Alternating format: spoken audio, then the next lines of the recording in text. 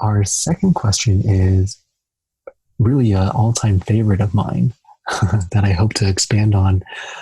What elements of English classes are directly relevant to scholarship writing or writing that might get you paid? Catherine, you can take this one on. Yeah, I don't even know where to start. So I think one of the big ones is being able to articulate clearly what you're trying to show your reader. So when you're writing an essay for your English class, you're trying to show the reader something. Like you're trying to prove something, you're trying to demonstrate something, you're trying to leave them with a sense of how you understand this text or how you understand this article. And it's very similar in scholarship writing. What you're trying to do is you're trying to show your reader something about yourself or about the research that you're doing or about the project that you're applying for financial assistance with. You want to show them, or you're trying to show them, why they should basically invest in your education or in your project or in your research. So in that sense, you are trying to demonstrate and articulate clearly sort of the purpose or the reason as to why you believe your work should be compensated. So I think that's one of the big ones. I think one of the other elements of English classes that are really important is critical thinking. I know that we tend to think about scholarship writing as just reflective writing. I know that when I was doing a lot of personal statements, like applying to college and that kind of thing, it was really easy to think, oh, it's my personal story. I don't have to spend that much time on this. But what they don't tell you is that this kind of writing is all about analysis. How can I analyze and reflect on my experiences or my work or my life in a way that is going to help the committee think differently about my work so that they'll see the value in what I do, and so that they will help me to finance my education or my research project. I know that there are a lot of others, so Henry, which ones come to mind for you?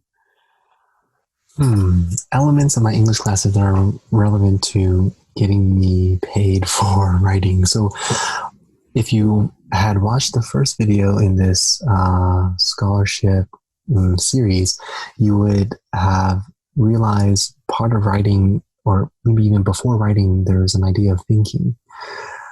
Having clear thoughts and organizing your thoughts, and then and only then having creative, kind of innovative thoughts, and whether presenting yourself in a personal statement or writing a research proposal, etc., etc. In my English classes, in our English classes, we learn things like topic sentences, embedding and nesting quotes, thesis statements, all of which are techniques in effective writing. So if it's writing your story, if it's writing your UC application essays, if it is writing a cover letter, our aim is to be effective, and our aim sometimes is to be persuasive. I would call for students to think about maybe role models or people that students really admire. And I would like to make a bet that those people students admire know how to think and communicate quite effectively. Because otherwise, how are you going to know about what the student is, who they embody, what they are, what they stand for? When you don't know those things, it's hard to maybe believe in them, right? It's hard to connect with them. And in terms of writing to get money and perhaps scholarships, what you ultimately want to do is present yourself in a way that is authentic, that is genuine, that highlights your strengths, that isn't afraid of showing some of your vulnerabilities. And in each of those subcategories, writing effectively is super important.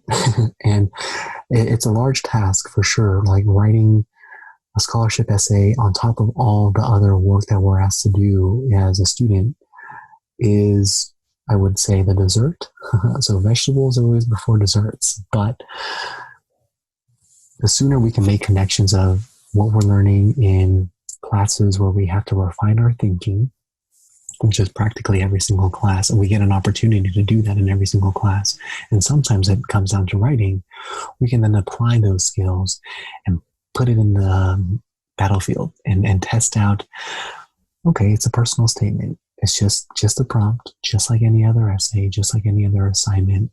Let's see if I can outline and break this apart, right? Let's say one last anecdotal.